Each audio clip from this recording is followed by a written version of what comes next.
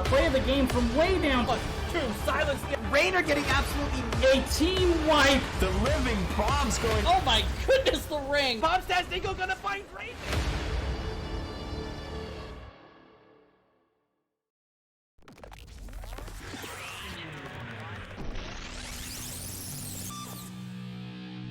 Oh, the life finder keeps Maev up. It was going to be a close thing. And healing, what? Get out of no! No! Triple stun again. Big flanks coming out from the Blaze. It's a death metal though. Death metal into the double, triple kill.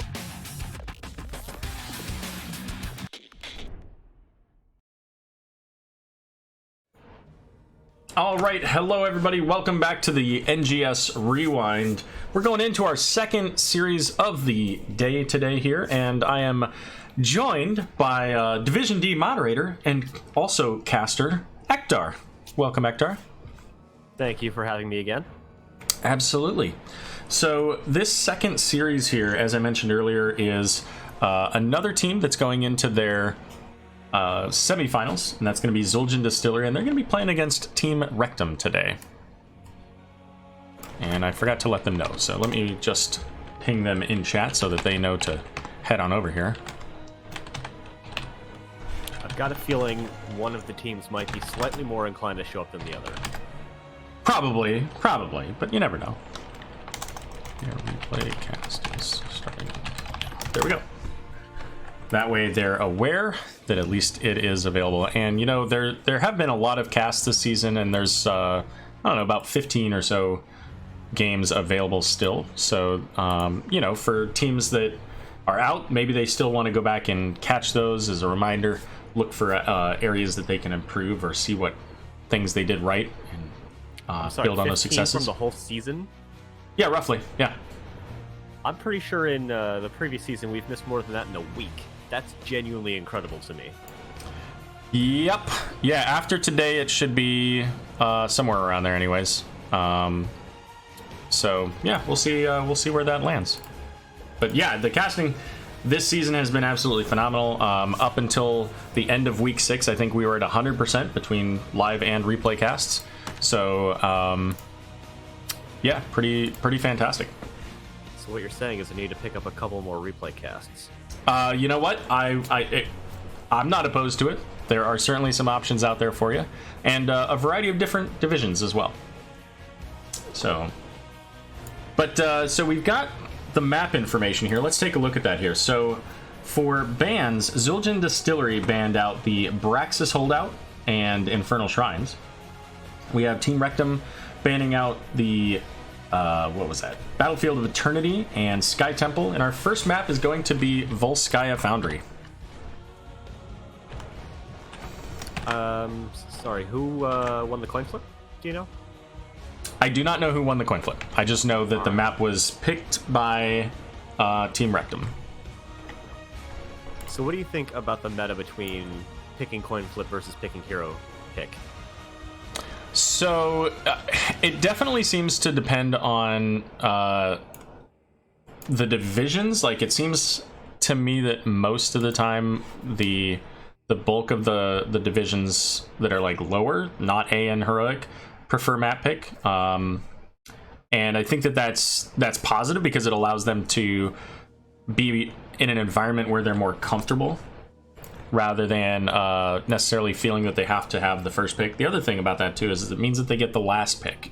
And being able to use that last pick to counter maybe something that the enemy team picked up is also a pretty valuable tool. I'm just looking at your stream. That is the best picture of me I've ever seen. Isn't it great? It's super flattering. I like your ear. I like both of them, actually. Well, that's fair. That's fair. All right, so let's see. Let's get this set up.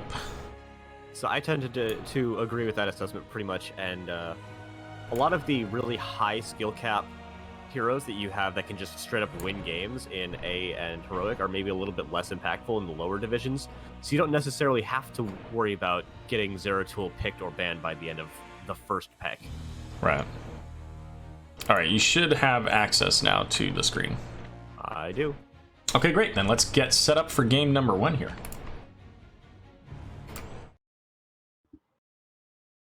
that's loaded. Those are there, and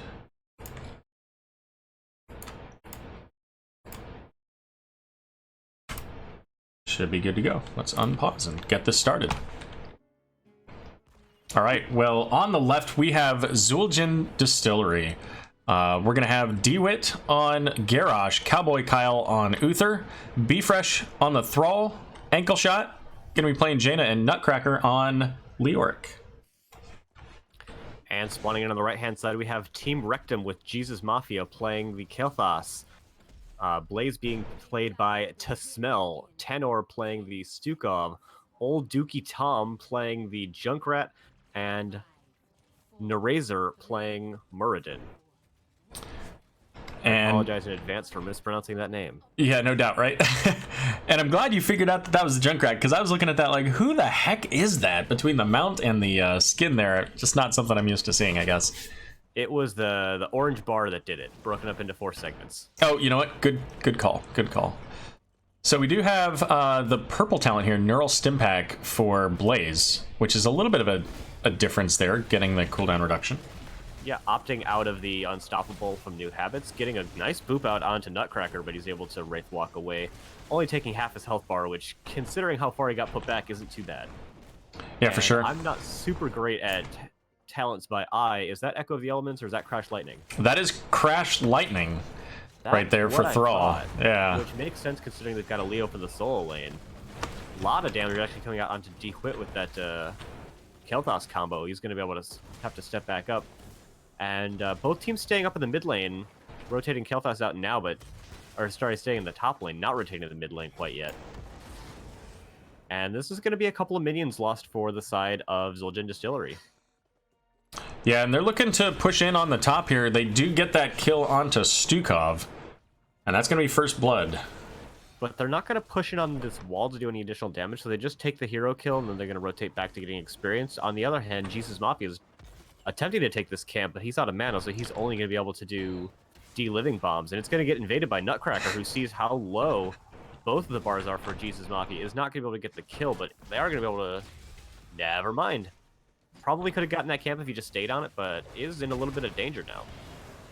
Yeah, and it's full rotation here with everybody except for Junkrat trying to come down and pick up the siege camp. I guess this is the fortification camp. Siege camp is the dudes at the top here. As Cowboy Kyle and B-Fresh picking up their fortification camp as well. So both teams picking up the turrets. And also wanted to bring up Lingering Chill here for Jaina as well. So giving her additional time on those slows on the chill stacks. I gotta say, I like Uther quite a bit, but not too much in the healer role. I'm a big fan of main tank Uther, bruiser Uther, but healer Uther, you gotta really get the timing in, because if you don't get the value out of that armor, then you just picked a pretty subpar healer, because his actual throughput is really low. So I'd like to see how they're going to make that work out for them. As they do continue to miss out on just a little bit of XP in the mid lane. Even though you have an XP advantage. Yeah, thanks to, I guess, that kill and kind of forcing a little bit of a rotation out from Team Rekt'Em earlier when they brought them down into the fortification camp here. So teams passing by each other in the area of the support. We do have the Arcane Brilliance coming out from Jaina, so that's where she's going to get her sustain from. Yeah, and... Ooh, I hope that Garrosh does not take into the fray. Not that we're going to be able to do a whole lot about it probably this far after the fact, but still, finger wag. This may very well have been before I don't think so, actually, neither thing. I think this is round 8, so it probably was after. It's been bugged for like a hot minute now, so I'd be surprised if it was that old. Yeah.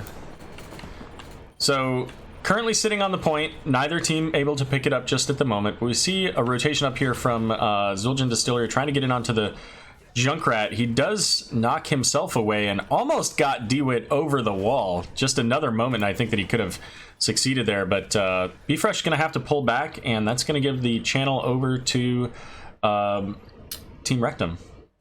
True, but he was able to stall that out for the entirety of this gank attempt that they had in the top lane, so really making sure that Team Rekt'Em doesn't get anywhere near as much channel time as they probably should have. So sitting at about a third of the way there, Thrall coming in because they do see multiple members of Rekt'Em on the map. And we're going to have the rest of the team rotating. So, sure did. Wag at you deep with. All right, well, here comes the 5 versus 5 onto the control point. Kinda hope they lose this game now, so I don't have to figure out how old this is and decide if we have to take action or not. Well, it's definitely older than 48 hours. So there's the silence going out onto the Thrall here. Unstoppable used on Leoric to get him out of dodge, but the Murden taking loads of damage here, and Ankle Shot trying to avoid spreading the bomb, but just not quite able to do so. And DeWitt now also taking a lot of damage. Pulling off the point here, Leoric sticking on for just a moment, but gets taken out by the Stukov, and that's going to be the first control point going over to Team Rekt'Em. Yeah, with that advantage that they had in time, they were just able to back out, get everyone on their team to tap up, and unfortunately Zul'jin Distillery didn't have time to do the same. Actually, a huge push coming out onto D-Whip, but no follow-up. So just putting him into a little bit of a scary position, but not going to have anything that they can actually get from it. Yep, and we see rotating up into the top after getting some damage onto that wall and opening up the door, so to speak, so that they can see beyond the wall. They make it up to the top, and still taking damage from the tower here. But they do get the well. One auto would have made it so that Triglav actually took a lot less damage, but putting actually out some good damage onto D-Whip. Looks like they're going to try and turn onto him now, getting the nice lapse into Flame Strike combo. Really well done from Jesus Mafia. Yeah, and that was actually... I don't know if the Muradin was the intended target for DeWitt to throw, because of course he threw him in, and then Muradin just turned around and said, "Yeah, I'm not worried about this," and left him exposed. Maybe the last person, probably the second least person that you'd actually want to throw into your team on this, well, team. Yeah, Muradin just walks away, or he just stuns, throws out a thunderclap, slows your entire team.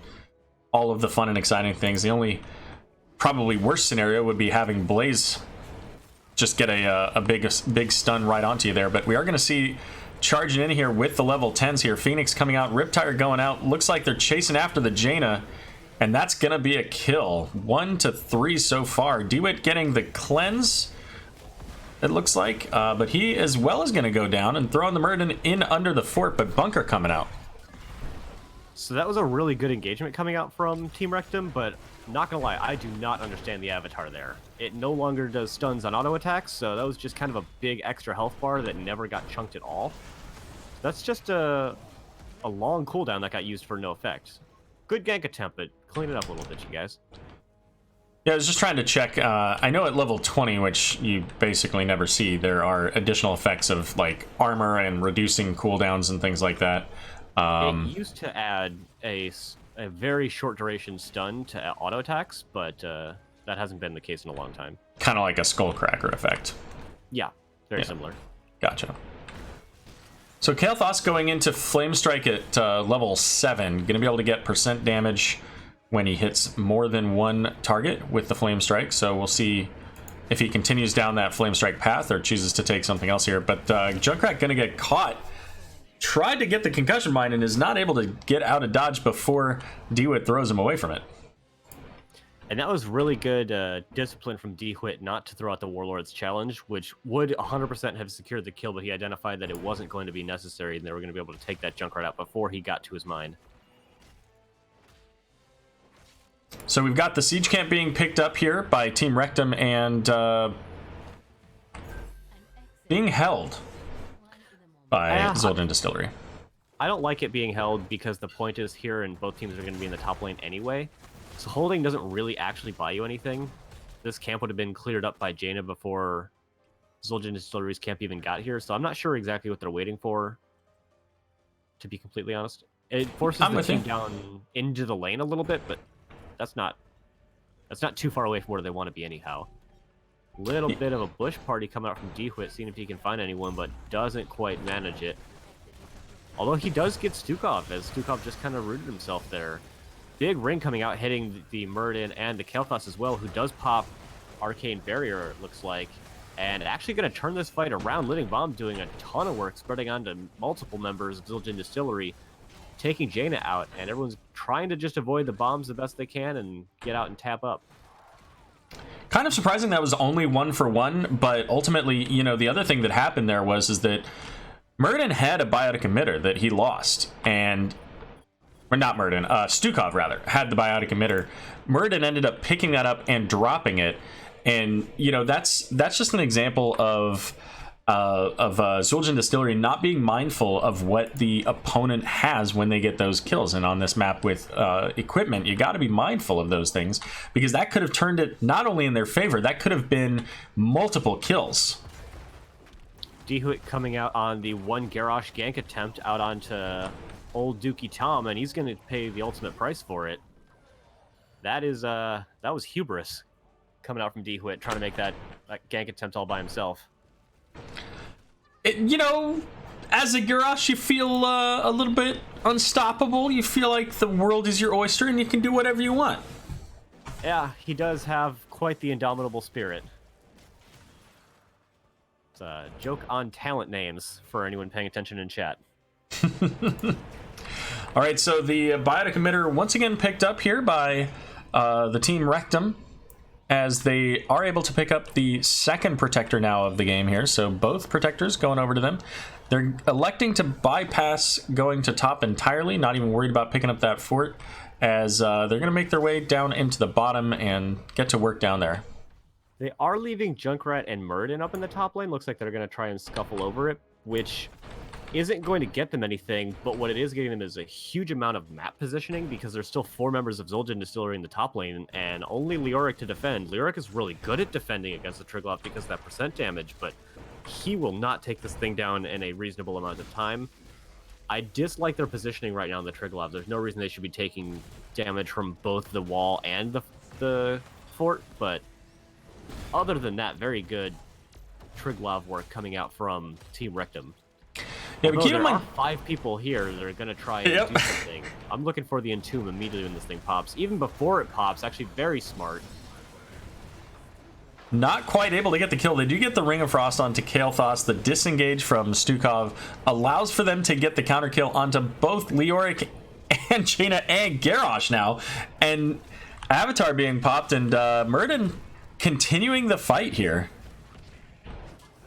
No, I don't want to harp too hard on the Icicle Fury wand build coming out from Jaina, but if you go Ice Lance and Icy Veins, that would have been a dead team. Just there were like 3 people just super low at that, and just a little bit extra cooldown reduction, I'm pretty sure would have secured all of those kills. All right, well, with that, we're going to see Team Rekt'Em pick up the top fort and the bottom fort. So the map very open here for the red side of the game here. Getting all 3 forts down before Zildjian Distillery has been able to take down any. And they've got themselves a nice, like, 2.5 level advantage because of it. It should still be even talent tiers by the time the next objective comes up, unless they get some very significant picks. But that is still going to be a couple levels worth of scaling that they'll be ahead over their opponents. And, you know, people mostly tend to focus on the talent tiers because those are the biggest advantages, but scaling isn't anything to sneeze at either. A little bit of an engage coming out onto To Smell, but I think it's a little bit hopeful. Never mind, he turns back into the team fight, but is able to just kind of brazenly walk out of it. And that's actually the kill coming out onto Thrall. Wow, Team Rekt'Em is just playing an A+ game here. Like, every single engagement, it doesn't matter who is engaging. Every single engagement has turned around into their favor. It's 3 kills to 11 right now. And, you know, that started with Blaze trying to jet propulsion in and DeWitt on the Garrosh, throwing him out of it. Like, didn't get stunned, just threw him right away, and should have used the taunt, used that Warlord's Challenge, should have been a kill onto the Blaze, but instead Thrall pays the price for that one. And instead of walking out of the team fight, he then walks back further into the team fight and somehow is unpunished for it. I'm pretty sure that was literally just a case of him being so audacious that they just didn't respond properly. Yeah, he did pop that Pyromania as well and got a little bit of self-healing out of all that. So D-Wood's going to walk in here 1v5. And I think that's a little bit more of that kind of garish overconfidence that we were talking about earlier there. I definitely agree. And we now have the objective coming up. They weren't going to be 20 until those last two team fights, but now they're edging up halfway to 20. And I would genuinely expect Team Rekt'Em to just kind of delay a little bit if Zul'jin Distillery tries to make an engagement happen, because even down 3 levels of scaling, this is the best fight that Zul'jin Distillery has likely for the rest of the game. And even with that, it's still questionable. There are 2 turrets and 2 biotic emitters on the side of Team Rekt'Em. So by saying this is the best fight they're gonna get, and it's going to be gone in 3 seconds. and We do there's have the engagement coming out from B-Fresh out onto Muradin, who gets down pretty low even through the Avatar. The ring comes out, hitting no one, it looks like. We do have the eventual blow up onto Muradin, but takes 2 down with him in his stead. Cowboy Kyle gets taken down next, and so does Jaina. The Entomb comes out mostly as a peeling Entomb, but that's going to be the very convincing 5 for 1. Maybe? 4 for 1. Still very convincing. Coming out from the side of Team Rekt'Em, they are going to pop turret, and with this big minion wave, they're just going to put 1 on the objective and put 3 to pushing, and I like this call immensely. Yeah, and with those death timers, they should be up around the same time that the Protector's up, but I mean, I don't see any reason that they don't start working on the core. They've got a minion wave here. They've got a healer, they've got Kael'thas, they've got Blaze. I mean, they at least get started doing something here. Entomb is up in 10 seconds. They don't have level 20, so there's no potential for a silence bomb. And here we go, 90%. I'd like to see them back away here. And Stukov is enabling that, but Kael'thas getting caught by the Warlord's challenge. There's that Entomb, but again, no silence, so Jesus Mafia is going to be the one who goes down here, and the Protector is on its way. Holy cow, we've an Uther and Thrall going down in the process here. Bunker being popped, and the Protector went to the mid lane. Yeah, I don't know that the Protector can actually just kill the core anymore. Not with just yeah. a pilot, because you can't swap to be in the gunner seat anymore. I think him going onto mid a little bit more confidently even was the right call at that point. He didn't get through bottom lane in time, so just trying to do the safe stuff that he can is, I think, the right call now. But that's genuinely an incredible hold coming out from Zul'jin Distillery. They're not, like, right back in the game. I think they're still in a really bad position being down with just 1 keep remaining, but they're in not the worst position you could be in at this point in the game. Like, there's still a path to victory here. It's just a rough and rocky one. Yeah, and that was just a little bit too late on the, pulling back on the side of Team Rekt'Em. If they left 2 seconds earlier, then Kael'thas gets out. Or the other thing they could have done, and that would have probably secured the game as well, is they could have just left Kael'thas. I mean, that's one mark of like the difference between a veteran team and perhaps a newer rookie style team, or even up to like Div B. I don't think Muradin knows how to get out of the Triglav. Yeah, you got to push that D to get out. But understanding that sometimes you just have to let Jack go. That's why I like to play Anduin. Every 80 seconds, I've got that floating door that I can send my teammates. There you go. So here we go. Everybody's coming in over the biotic emitter. There's the jet propulsion gets thrown again. Silence going out, but the Entomb not able to actually keep anybody in it. Riptire coming in. I'm not sure if it actually landed though. But Stukov goes down. It got frozen. Yep. Thrall getting low in the back. The throw onto Muradin. Yeah, that was the throw. And ankle shot trying to get away from the Kael'thas here. As 1 tick of damage from anything will send Jaina right back to the graveyard. I think that was a good team fight, and I think it needs to end like 10 seconds ago from the side of Zul'jin Distillery. They got a kill, got brought down really low, and if you lose anybody else, you're in a really bad spot. And Uther Garrosh, #1 gank comp NA. Fresh does come in so that they can actually secure this kill with some, damage dealing heroes. And we see Ankle Shot is going to get the Hearth and will be able to probably clear up that top lane push coming in without even the shields going down. Yeah, and there's no catapults to pressure with it either, as they cleaned those up in the lanes earlier. So I don't want to call it a comeback because Zul'jin Distillery is still very far behind, but they're in a better spot than they've been in for a little while in this game. Like, even considering that they've got 2 keeps down, they've started to, I don't want to say even out the kill count, but they're getting closer to evening out the kill count. They actually have won some consecutive team fights. So this has got to be the point in the game where I think Team Rekt'Em is like, all right, guys, we just got to regroup and do what we did for the entire first 21 levels of this game and just not throw.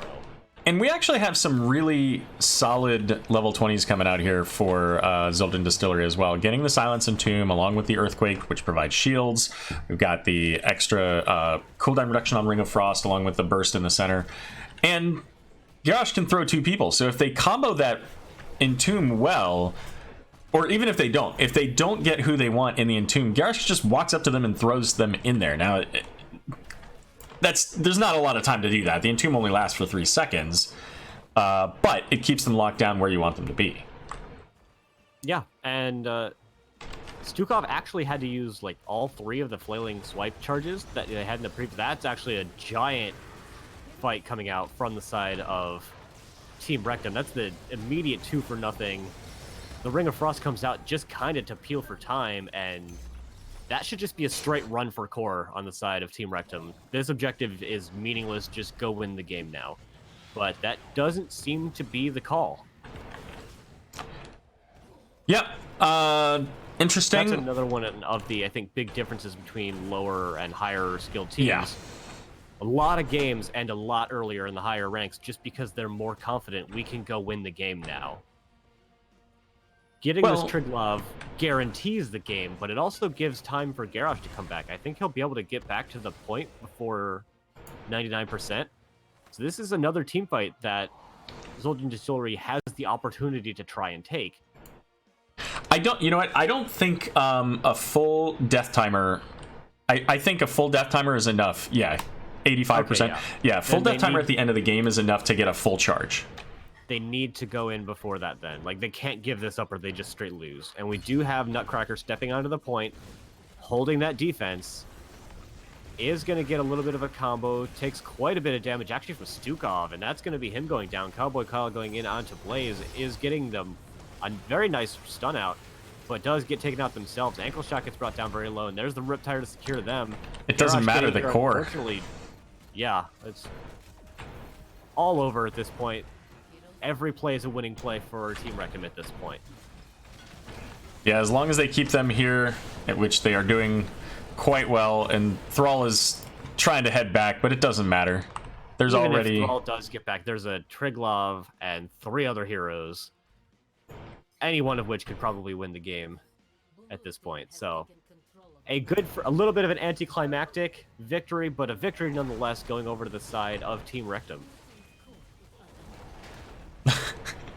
The Entomb coming out. By the way, Protectors don't care about silly little player-created walls.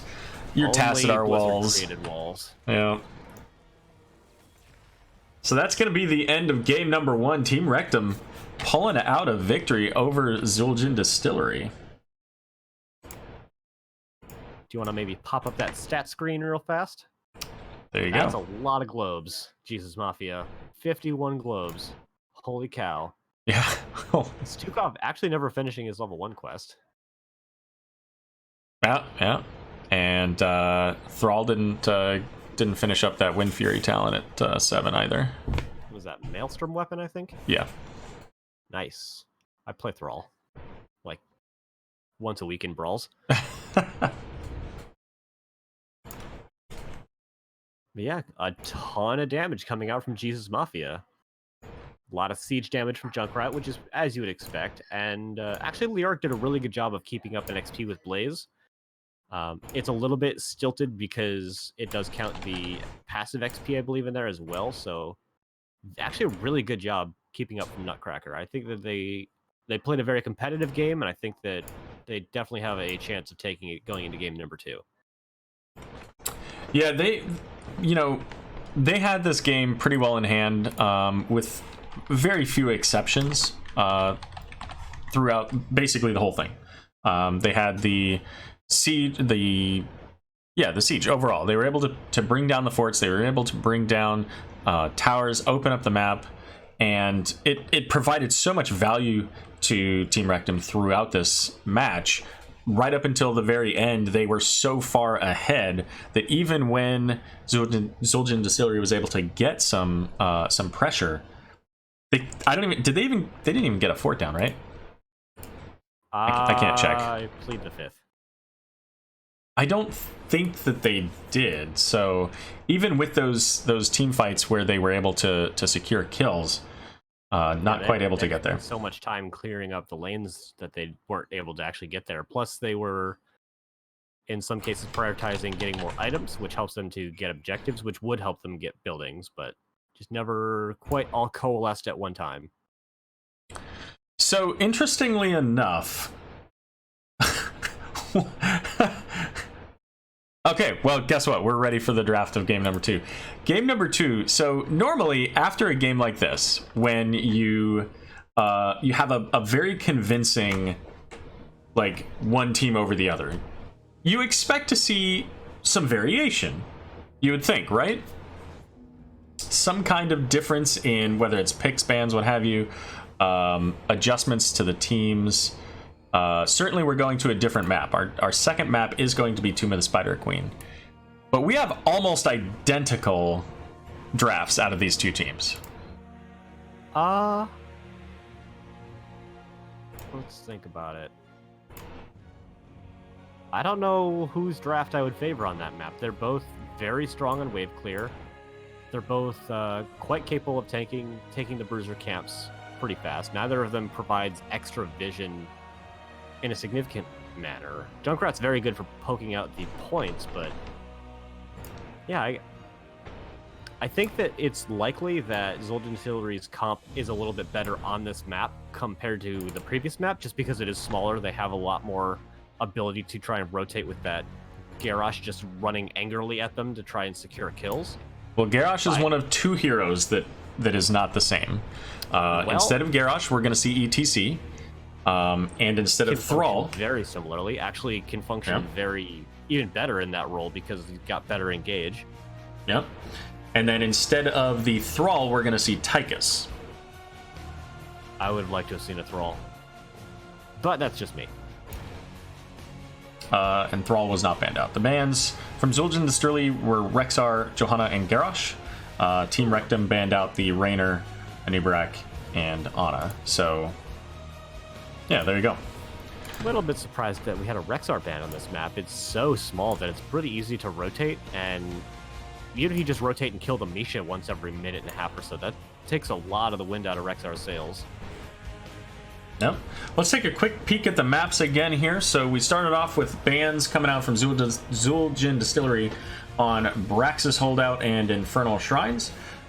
We had Team Rekt'Em banning out the Battlefield of Eternity and Sky Temple. Game number 1 was on Volskaya Foundry. Team Rekt'Em selected that map, and they were successful in winning that map. Game number 2, however, was picked by Zul'jin Distillery, and that is going to Tomb of the Spider Queen. So, as we discussed earlier, the team seemingly preferring to go with the map pick over first pick. And yeah, with their overall strategy, I think that Tomb of the Spider Queen is a good map for them. It's a heavier rotation map. All right, getting the game loaded here, so just need a moment for that.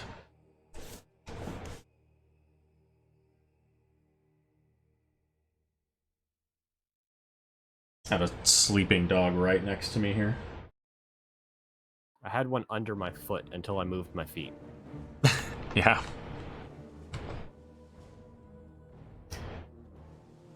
All right, let's pop the stream up for you. All right, so you should be able to access that now. I have 2 loading dots, and it looks like we're in. All right. Going through graphic settings and lowering master volume. Yeah. I pretty much always play with master volume set to like 25%. Yeah, I usually have everything up and down at about 30. All right. Set there. Let's go ahead and get into the game. Takes it a second to load on the screen there. There we go. All right, unpause it, and here we go.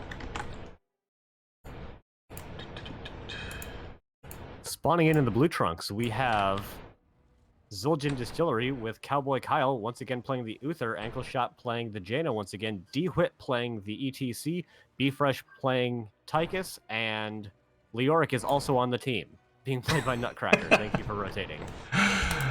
And on the right, we've got Team Rekt'Em. We've got basically the same as we saw last round. We've got Jesus Mafia on the Kael'thas, Tanor on Stukov, Nerasor on Muradin, Tismel on Blaze, and Old Dookie Tom on Junkrat. We do have Jaina this time going into the Globe Quest on level 1. I was surprised in the previous game to see it, and I'm a little bit glad for the switch up here. It's very easy to get globes on this map. And is that the new Tychus level 1 coming out? No. The buffed one, rather? I don't think so. Let's take a look. Okay, no, it's not. That's the old one. Because I think the new one is like 5. It's quite a distance here. But yeah, it's the one that reduces the cooldown by for his D by something stupid like 8 seconds. Yeah. Yeah, and the quest was adjusted, so it's just basically all baked into the talent itself now. Yep, and we once again have Kael'thas going into Arcane Barrier. And once again, we have the Stim Pack coming out from Blaze and not the new habits. So D-Wit in a bit of trouble is actually going to be the first blood here as Nerasor jumping out there to stay alive, as he also was very low on the Muradin there. Do we have that? Yeah, okay. now that I can actually like see both teams all on the screen, I think I actually really like it for Zul'jin, for Team Rekt'Em, just because they have much better wave clear. Jaina has fantastic wave clear, but it's on a really long cooldown with that blizzard, and it's not enough to actually hit mid and top reliably. Whereas Kael'thas, you throw a DW onto the caster minion and then throw a flame strike positioned over everything, and that pretty much kills the wave even at level 1.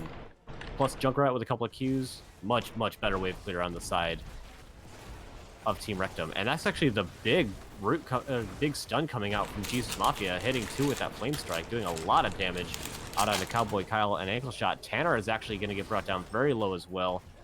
The Stormbolt just barely able to peel enough for him.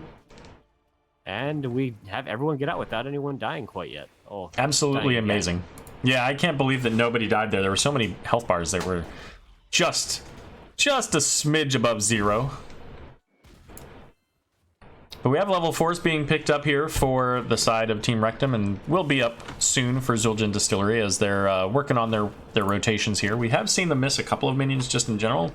That's the reason why they're a little bit behind here. Yeah, and that's just part and parcel due to their somewhat inferior wave clear. Little bit of an engagement coming out onto Muradin, but with Dwarf Toss-Up, you kind of can't gank Muradin. So about 40 gems here for both teams, so we're going to see them start to look to turn in here in the near future. But so far, just working on that soak. A little bit, is able to use his E to just get out without getting a Stormbolt on him. Stormbolt actually going to miss D-Whit, looking just to get a stack there. And we have actually 46, so very slightly more in favor of Zul'jin Distillery. Nutcracker looks like he's going to try and get a turn in bottom. Blaze should be very well aware of that, but it looks like he's not going to try and go contest that, as we do have a big fight in the mid lane. Lots of damage coming out onto Zul'jin Distillery, but not enough to force them to back out. We do have Nutcracker getting his gems turned in, and is going to try and force Blaze out while Jaina turns hers in, but decides to just get back in rotation instead.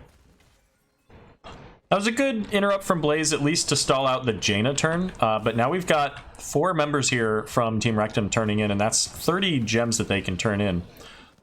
Total of 13 so far. And B-Fresh is trying to stall out the Murden. They do get the power slide in. There's the Dwarf Toss and the stun coming out from Uther. But just not enough damage to be able to take out that Murden yet.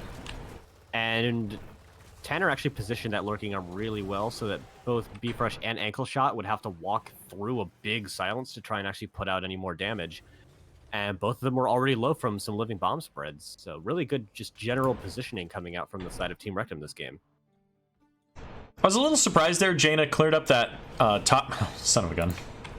Cleared up that top lane and then left some gems. So I don't... like, they weren't in a dangerous place there. I think that they had pretty good view of the rest of the team, but ETC ends up going down there in the top. Jaina is able to get the ninja turn in, running from the top turn into the bottom turn in without getting spotted, and that would be first Web Weavers going out in favor of Zul'jin Distillery. Nutcracker's going to get caught by the Gravity Lapse and Jet Propulsion, and that's going to be another kill here for Team Rekt'Em. Looking very strong at the beginning of Game 2 here. A little bit of a slide attempt coming out onto old Dookie Tom, but he is able to throw out that concussion mine quick enough, isn't caught out at all. And unfortunately not able to clear top lane out quite far enough. It does spawn in the middle of the lane instead of at the wall, but it's able to walk up pretty quick, especially with Jaina. Does have that level 7 getting the cooldown reduction, hitting those Qs over and over. So able to put out a lot of siege damage once she's able to get set up. Actually catches old Dookie Tom and is able to get the kill. Actually, the Total Mayhem doing a little bit of extra work on ECC. It is still deep in enemy lines, and B-Fresh is very low. Is going to get jumped on and killed, giving it the 1-for-1. Tanner gets jumped on, but it's even the 1-for-1 is a little bit in favor of Zul'jin Distillery, especially if they're able to make it a 2-for-1, and they do. And they're able to guard Murden's gems and continuing to go for work, actually getting Jesus Mafia caught out of position with just a little bit of slow and that knockback.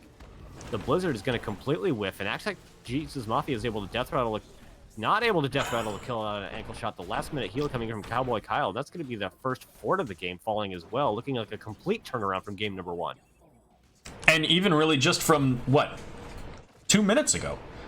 Yeah. Right? I mean, just a few moments ago, this looked like Team Rekt'Em was all over this, and then Zul'jin Distillery just coming in with these one-at-a-time kills, getting the kills onto the Junkrat, followed up by the Muradin, followed up by the Kael'thas, and succeeding in getting a fort. If they can keep that kind of pressure and aggression throughout this game, kind of throwing Team Rekt'Em off, then they should have no problems being able to continue with these Web Weavers and getting significant value. We do see both teams going now to capture their bruiser camps. I like this quite a bit. Mostly Zul'jin Distillery is going to use theirs to put extra map pressure on, and Team Rekt'Em is going to try and do the same, but especially to try to buy themselves a little bit of extra space to get that turn in. We do have level 10s coming from both sides, and I would love to see Zul'jin Distillery actually just put a little bit of extra damage out onto those 2 towers. Both of them have about 100 health left, and that will give them a nice little extra chunk of XP. We do have the Holy Cow combo coming out from Zul'jin Distillery. I would love to see that work out well for them. We do have D-Hwick going in, and there is the Holy Cow combo, not able to get interrupted at all by Stukov, and that is going to be the immediate blow-up onto Kael'thas. Everyone else gets brought down really low. Avatar saving Muradin just barely, and everyone's actually still really low on the side of Zul'jin Distillery, B-Fresh and Ankle Shot in particular, but that's still the really nice blowout coming out from them.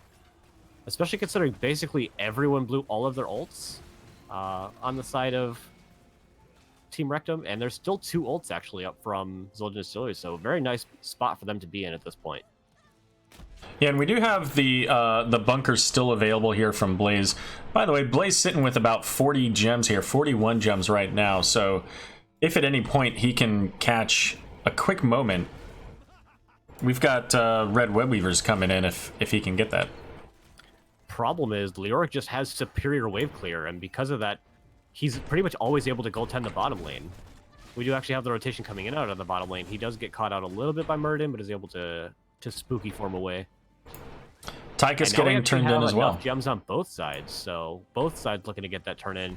Cowboy Kyle and Dequid are going to secure that, and that's going to be 2 for 1 or 2 for nothing turn-ins for the favor of Zul'jin Distillery. Yep, and with that, you know, we're going to see, it looks like they're heading up toward the top. They want to get this pushed in as far as they can so that he can get some work done on the keep. Also, oh man. He does get the mid-air knockback and the stun, and that is going to be a very nice kill going into this objective. We do have those gems mostly getting picked up by Murden, and he's able to dwarf toss away. But because they cleared this lane out, look how far that web weaver is spawning in. That's going to put pressure out on the keep wall. And we've got Blaze in the bottom trying to take care of that bottom web weaver, and looks like it's already at half health, so that's going to go down before it'll be able to take out the fort. But this top web weaver already getting some damage in onto the wall. But with just the 4 of them here, well, okay, here comes Kael'thas. So 4v4 here up in the top lane. We've got the Ring of Frost going out. It only hits onto the Junkrat, and ETC spreading that Living Bomb over to Tychus. Does not get the kill onto Tychus, but still forcing them to pull back now, and that's all the value that they're going to get out of that top web weaver is getting that wall and 1 tower down. But forcing 4 people into the top lane meant that the mid web weaver got the entire rest of the fort when only the wall was down. So I don't think it was ever realistic that the top keep was going to go down, but forcing that many people out made it so that the mid was going to fall every time. So really well played from Zul'jin Distillery, playing this map much more intelligently than they were playing Volskaya, no offense meant. So we've got 100 gems available here for Team Rekt'Em. So enough that by the time that they actually got to be able to do a second turn in, they would have enough for a second turn in. But we've got a bush gank coming out from Zul'jin. They really want to catch out that Blaze, because he does have by far and away the most gems in the map, but there are enough people on the map. We do have now the Holy Cow coming out once again, cannot get interrupted even by silences. And that is going to be Jesus Mafia, the first one to go down. The Entomb hitting 2 in the back, but all of the damage was focused into the mosh pit. We do have Tanner using the disengage flailing swipe. Blaze not taking the opportunity to turn in, is instead rotating towards the team fight, and then is going to rotate back to the bottom lane. And that's one of those interesting calls. You know, this is something I've talked about a couple of times, like whether it's better to hold on to your gems and try to save them when you're down like this. But Ring of Frost, this could be a big problem for doing exactly that. Popping that bunker, so they're all 3 able to get in there, but Tanner in a bit of danger here, sitting with 18 gems, so he wants to get out. And yeah, pretty much 1 for 1 on ults there. A little bit longer cooldown one on that Ring of Frost, but I mean, at this point, it's already in Zul'jin Distillery's favor. I think they can be a little bit more fast and loose with their ults. Although Nutcracker's in a bit of a bad spot. He does get the peeling wall, but not quite able to peel enough for ankle shot. They're going to get taken down. Nutcracker gets taken down as well. That is the convincing 2 for nothing in favor of Team Rekt'Em, and this is going to be their turn in 110%. Also, almost as many gems as they have. Yeah, that's actually so the point that I was going to make was whether it's better to, you know, especially when you have a double turn in like that, to go ahead and turn in, get what value you can, even if it largely gets cleared, so that you don't lose more, which is obviously not what they did. Or do you hold on to it so that when you do get a kill, you can get the significant value and pressure? But Murden up here by himself for days ultimately ends up getting taken out by the ETC, Uther, and Tychus combo.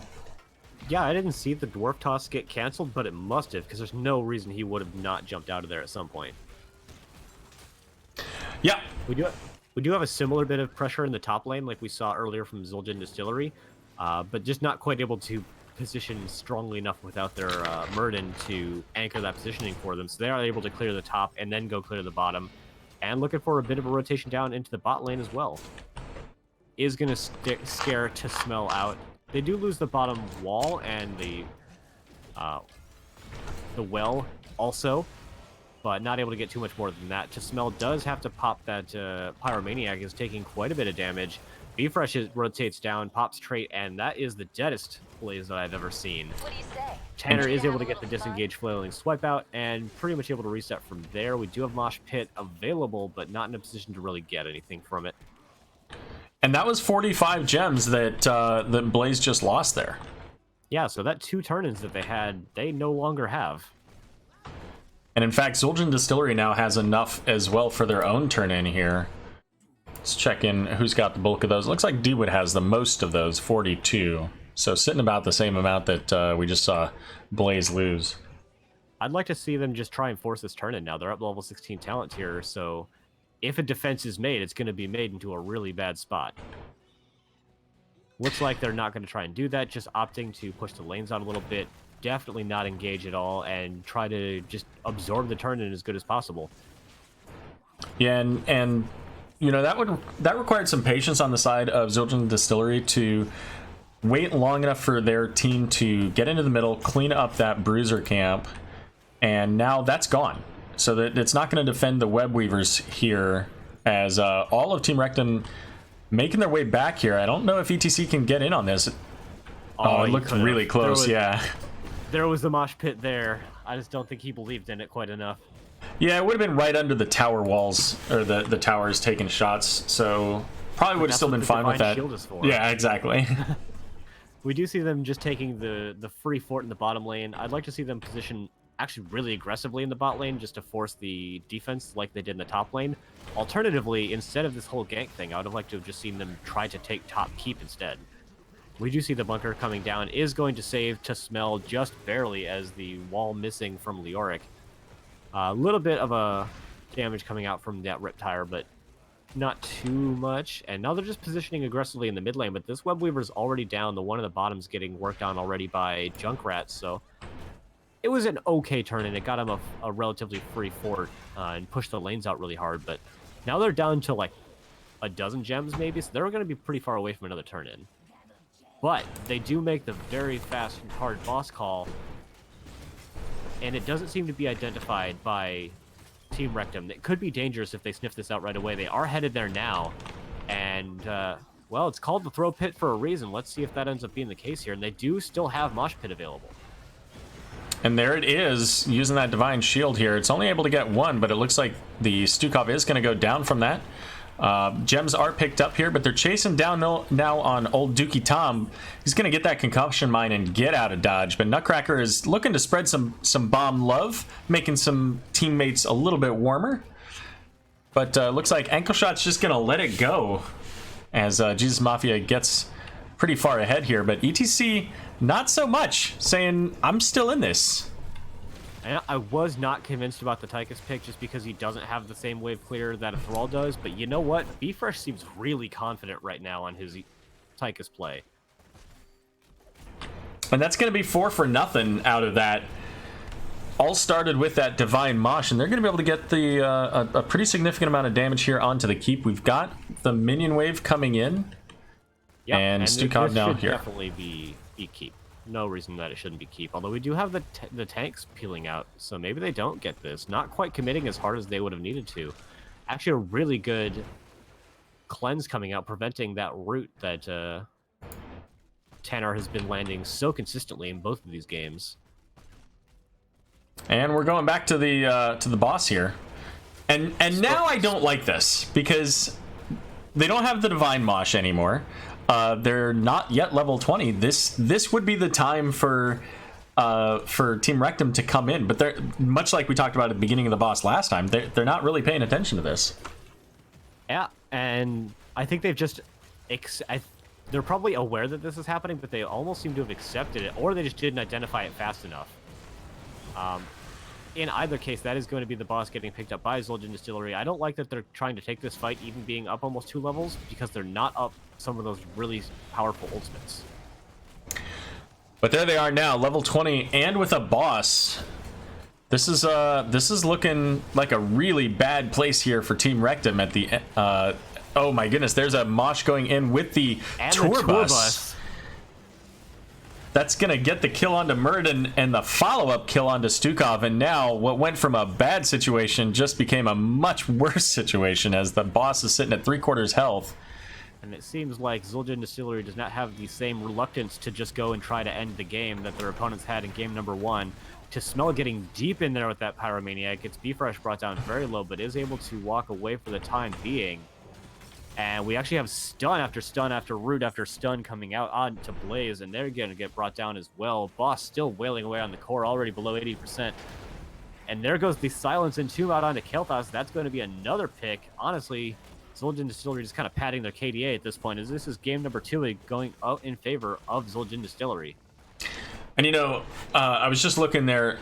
B-Fresh on Tychus took at level 4 the In the Rhythm, which gives him that stacking duration for his minigun, and that's absolutely, you know, when you've got things like the Power Slide, the Mosh Pit, the Hammer of the Righteous, the potential for an additional Hammer of the Righteous when you pop that Benediction, which he didn't take. But even still, I mean, once you've completed your level 1, you get cooldown reduction, right? So there are a lot of ways for them to stun or slow or root people, and look at that, 125 stacks. That's huge. Huge for Tychus. So I can't do that kind of math on stream. What's 125 times 0.00 times 0.03? Well, it's what, like 3.75 seconds, right? So that's more than double the duration, the normal duration of minigun, because I think it's 3 seconds normally. Yeah, and they just had so much peeling that he could just kind of stand there and wail on people, which we saw with that last Blaze kill. But come on, guys, Benediction's so good. Yeah, I mean, I oftentimes will take the Q reset if I'm going with a tank Muradin, but if I'm going as the healer Muradin, like Benediction's, yeah, I mean, it feels like you kind of almost have to take that. I know you meant Uther. What did I say? Muradin. Yeah, I meant Uther, yeah. God, could you imagine Muradin with Benediction, though? I mean, it'd basically be the same thing. Yeah, he's got rewind. But that's a 20. Well, yeah, sure. But it does everything. That's true. But really, do you need it to do more than the stun in most cases? Yeah, I mean, yeah. Like, Dwarf Toss. If you go healing static, you can get some really good value out of multiple W's, but, like, come on. It's about the stun. All right, so it looks like next game is going to be on Towers of Doom. We do have a different lineup as far as the heroes are concerned, and they were kind enough to switch sides. Oh, lovely. Yeah. Oops. Does your casting overlay have a button for that? It does. Yeah. I just have to do it. For both the maps and the teams.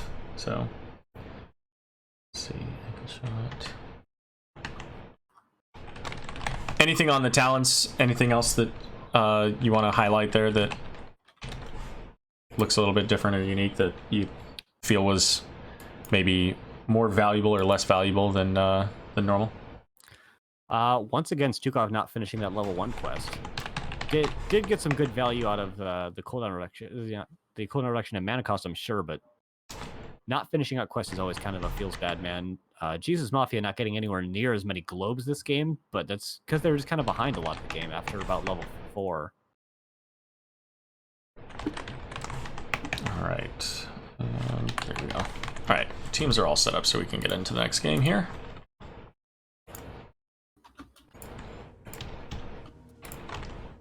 So let me update that. And now we're going to swap the sides. Swap. And this map was picked by Team Rekt'Em. Once again, favoring that map pick. And so far, the team that's won has been the team that's selected the map. So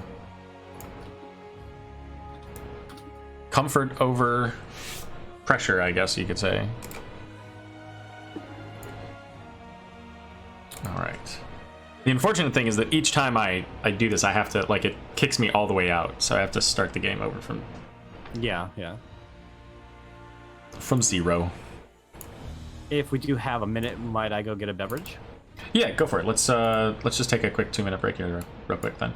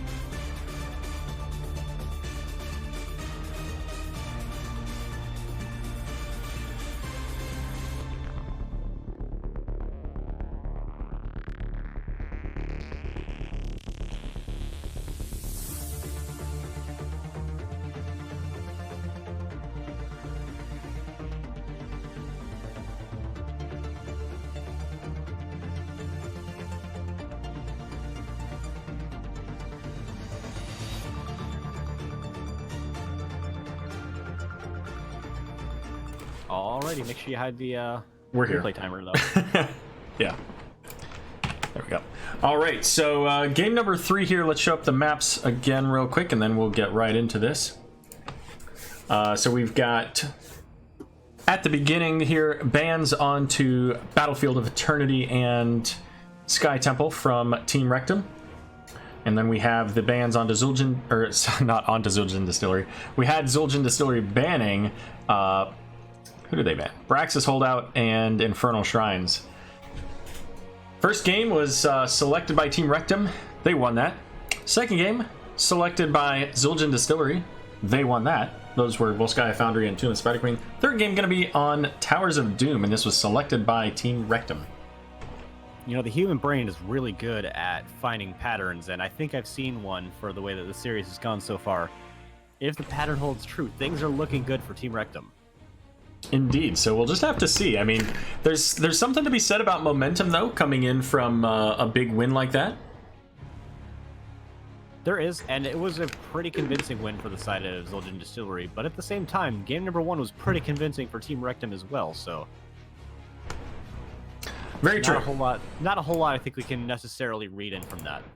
Both teams showing that they are very capable of beating the other. All right, we are set and ready to go here for game number 3. So let's go ahead and get this unpaused and start her up. All right, so on the left is going to be Team Rekt'Em because they switch sides. We've got Jesus Mafia on the Illidan, Tanor on the Stukov, to Smell on Rexar, Old Dookie Tom on Falstad, and Narasor on Garrosh. And spawning into the red trunks, we have B-Fresh playing Jimmy Raynor, Cowboy Kyle playing Malfurion, D-Whit playing Diablo, Nutcracker playing the Angel of Death, and we have Ankle Shot once again, 3 for 3 playing Jaina. Yeah, so that's 3 for Ankle Shot on Jaina, 3 for Stukov being played by Tanor.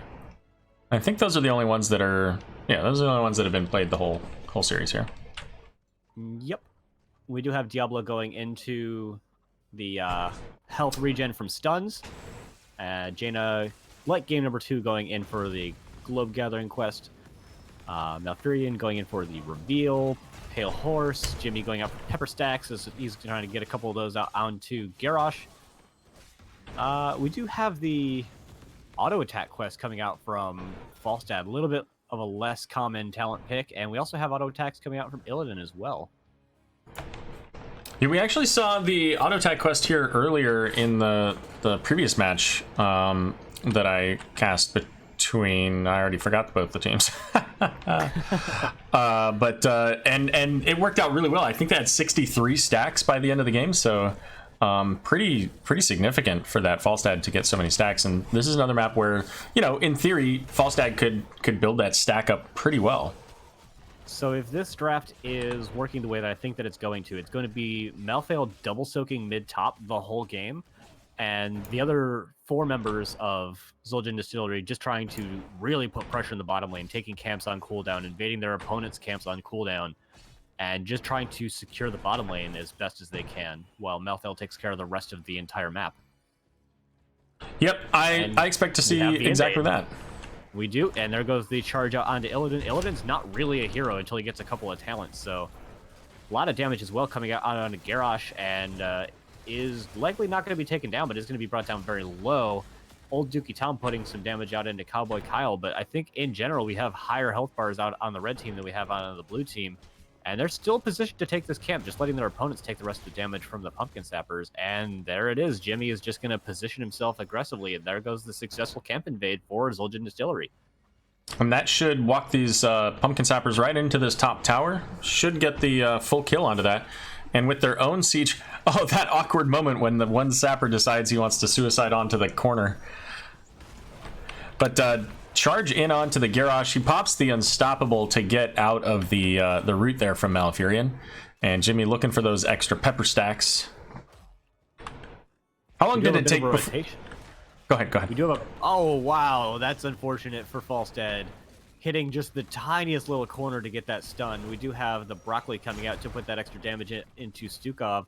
A lot of damage actually get put into Garrosh, but the minion wave isn't quite up there yet. But now they got the kill out on the Falstad. They've got a little bit of time. They could put some damage into that bottom fort, but opting to just take the very aggressive defensive position out onto the camp. Never mind, though, looking to see what they can get out onto Rexar, who's unmounted at the moment. Does get the charge, but not the stun. The overpower into the broccoli is going to secure Rexar, however, and this should be the easy 2-cap for the side of Zul'jin Distillery.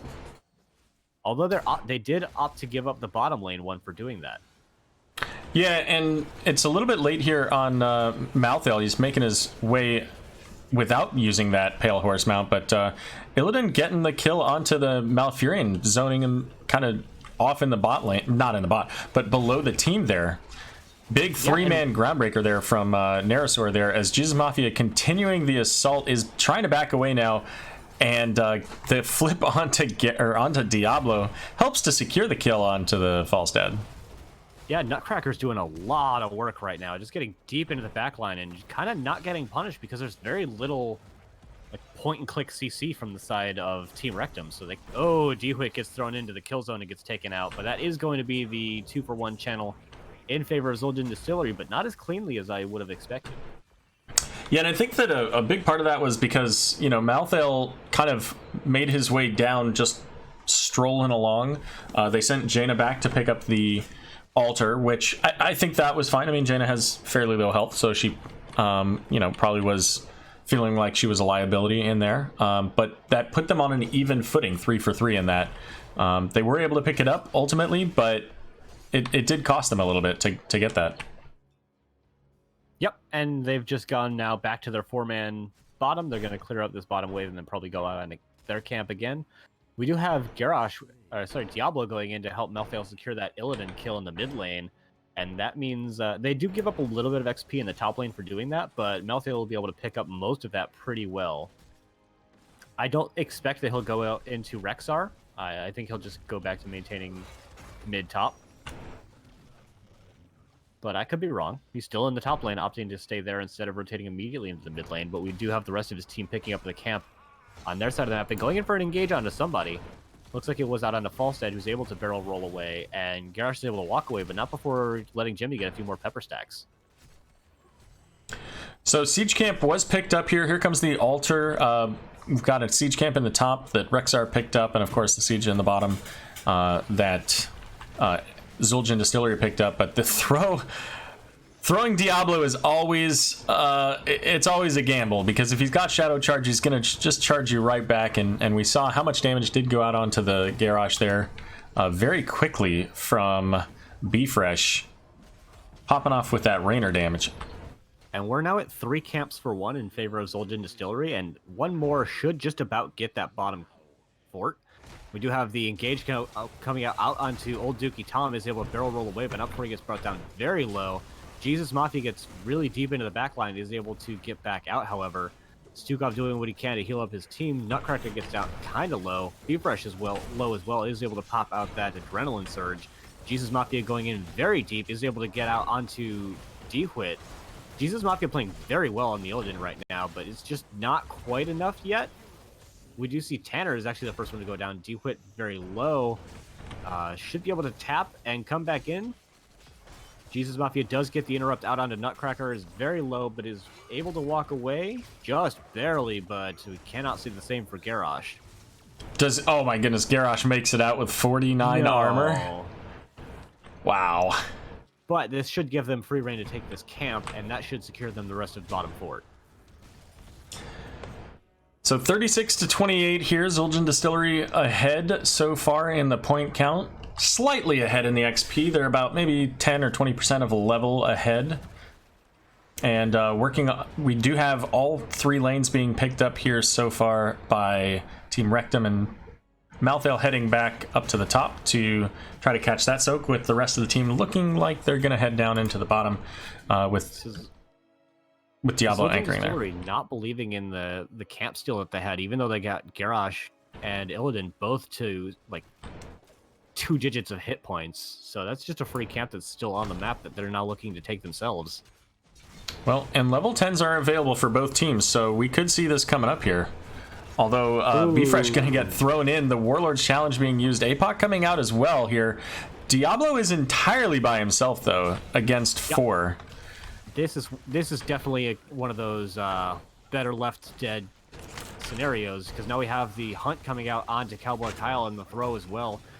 Dewhitt taking the most aggressive pathing through that team fight you can possibly imagine is probably able to walk away, but that's the 2 for nothing. That should have been a 1 for nothing that they just tried to save their teammate a little bit too hard. Not only is it 2 for nothing, but they're also going to get a camp out of it. So this is a great pickup here from Team Rekt'Em, getting them 6 sappers to go in the bot lane here. And that's only going to really be able to get them down the wall. In fact, the pumpkin sappers are getting confused about where they should go here. Yeah, and it looks like both teams are opting to do the gentleman's agreement of I'll take mine, you take yours, and then we'll just get back into lanes, okay? Which actually is going to favor Team Rekt'Em, because Felstad's not even showing up to the party. He's just going to try and do some more work in the bottom lane. Yeah, that's actually pretty high value for them, and we see Malthael heading down into the bottom as the siege camp was cleared up in the top by the team of Zul'jin Distillery here.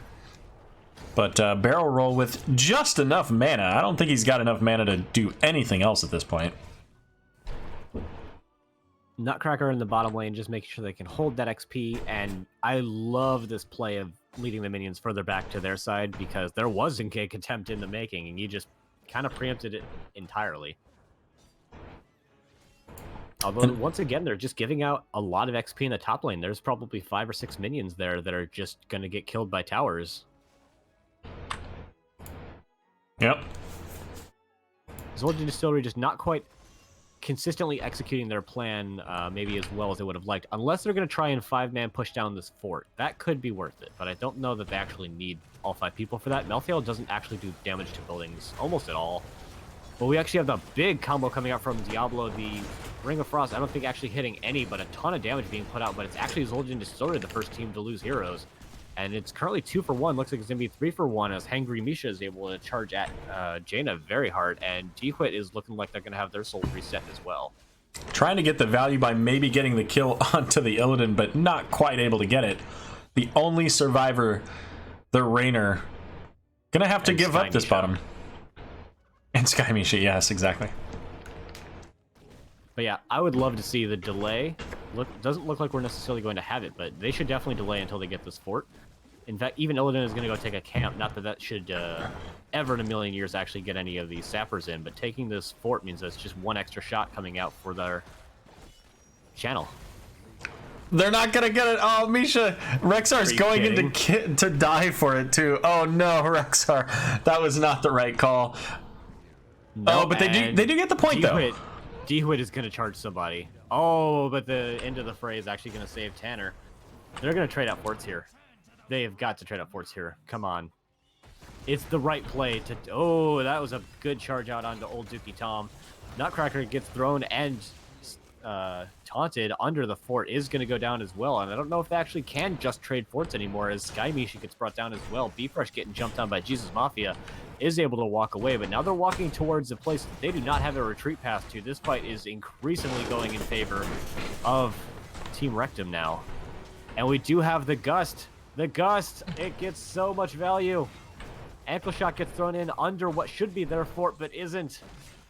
And the hunt comes out onto Bfresh as well. He is not able to walk away. This fight started so nicely for Zul'jin Distillery, but ends so well for Team Rekt'Em as they are living up to their namesake. And this whole time, they had Rexar in the top lane taking camps, and they should now be running to boss.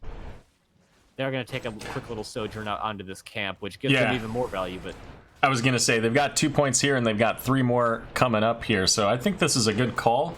With the short death timers here, I think that they need to try to defend this, make sure that these sappers get through. And keep in mind, too, I don't know what the timer is. Let's actually look. 3, I think, is Garrosh. So he does have into the fray. So he can throw one of these pumpkin sappers just right on over if he can get a good angle on it. We now have the 3 cap coming over, and this is a really rough spot for the side of Zul'jin Distillery. The fact that they're still in the bottom lane, even trying to defend that, I think is incorrect. I think they should already be in the top lane, because there's no chance that they defend bottom.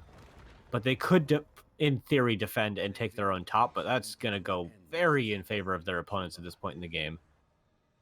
They are looking to get the invade and stop the Falstad. They are going to get the overpower and the follow-up route, and that is going to be Falstad falling before they can even barrel roll. Oh, damage coming out onto Cowboy Kyle immediately pops the Tranquility. Ring of Frost actually hitting the Illidan, saving Cowboy Kyle, and that is going to be Illidan going down, Garrosh going down, and Rexar is likely going to be going down as well. The 4 for nothing as Tanner has to pop the... Oh, he does get out. So 3.5 for nothing, but that's going to be the 2 for 1 channel. But that's actually even. That's almost even, but they are going to get the boss for this as well. Yeah, and this is a more appropriate boss call because they were already here, like crossing the entire map to get here. With the short duration death timers, I think would have been a problem for Team Rekt'Em, and they got points elsewhere. But Zul'jin Distillery is already here. They've got the burst damage coming out from Jaina. They have the sustain from Raynor, and they're able to pick that up and put themselves back in the lead, 17-14 now. I'm just going to have to agree to disagree with you on that point, but they are going to look to take bottom lane back now, which I think is a very appropriate call. There's not a whole lot else for them to do on the map, and this is going to get them the position they need to take the next objective fight, as we do have 2 of them that are going to be spawning in the bottom area. We've got Malthael here checking out the bush here, making sure that he can keep track of anybody trying to come in through the mid lane, I don't know, pathway there between the 2 points. The jungle area. Yeah. So Siege Camp picked up by Team Rekt'Em, so they'll be able to get this working in the bot lane here, but we've got everybody from both teams, so expect a fight here very soon. And there it goes as the face check coming in. Garrosh getting flipped out of the Apocalypse, but it doesn't matter. He goes down. And now Jesus Mafia is a little bit in danger here. Tranquility is being used. I think that last rites was intended for somebody else, since Falstad was pretty much at full health. But there's the disengage coming out from the gust of wind. But they do secure the kill onto Misha, and now they're going to make their way to these altars. There are 2 altars up. Could be as much as 8 points. I believe the sappers actually got through, so they got the bottom fort there to half health. Looks like Jaina's going to be safe. And Illidan hunting in onto the Malthael here. And Malthael is rooted and taking just boatloads of damage, but so is Illidan, so 1 for 1 trading those 2 heroes out. Ring of Frost going out onto the Falstad? Yes. And now Misha staying onto the Raynor, just doesn't matter when Rexar dies. They're going for this channel. I would like to see them get bottom fort first. Once again, I would like that. Yeah, I agree. It looks like they're opting not to do that, at least with the mid channel. They are, it seems, going to get the bottom fort before taking the bottom channel. And I think that was the first team fight that Zul'jin Distillery has won that didn't start with DeWitt charging somebody into a wall. But that's been how they've won the majority of their fights. It's DeWitt charging, usually Falstad, into a wall and then blowing him up. That's been like their entire win condition so far this game. Yeah, and in this case it was Garrosh checking out a bush, walking into DeWitt. So in either case, Diablo making the plays happen. Or not. That's how they've lost most of their team fights, is when he can't do that. True, which is exactly what we're seeing here, charging in onto the Stukov. There's no wall to charge him into, though. But not quite into the death zone. We do have Diablo picking up that newly refurbished level 13, getting those shadow charge into wall stacks.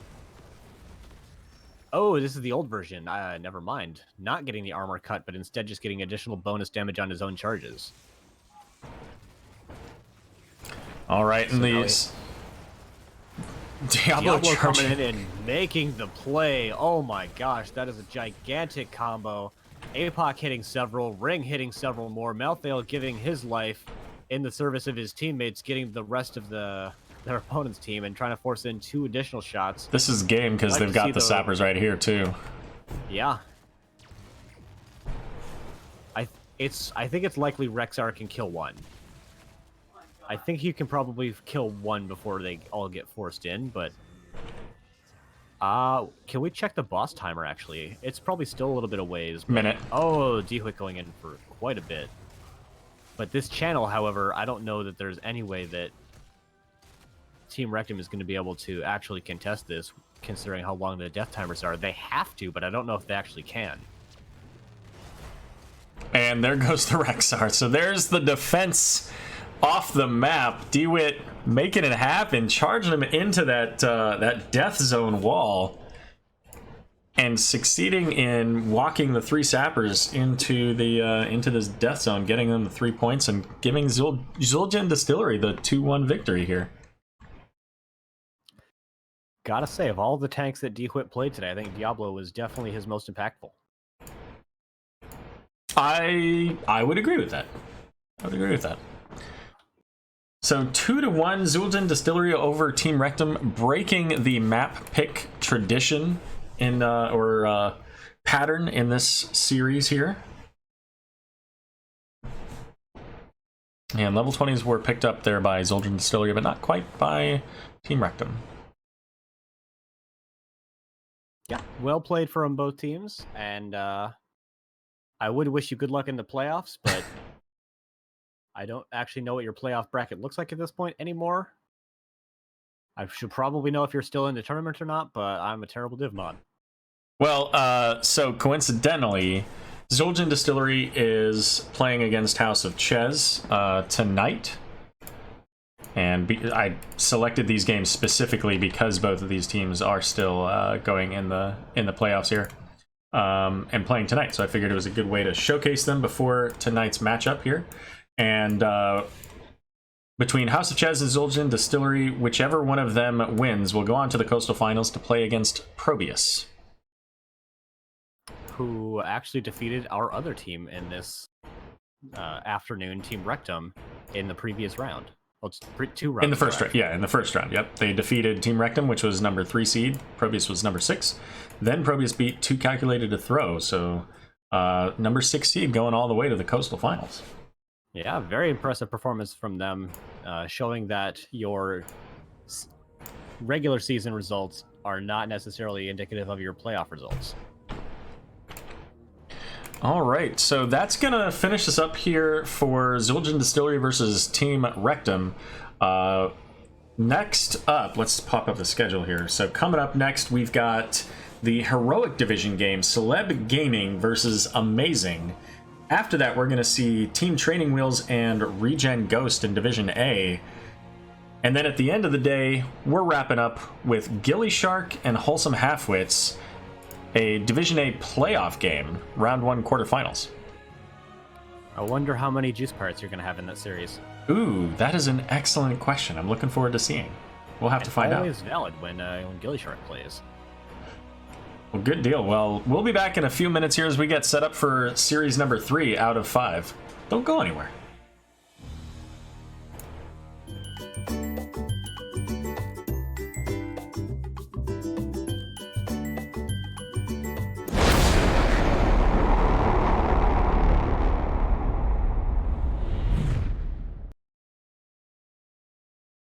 Decision to sign up with Tassadar. So.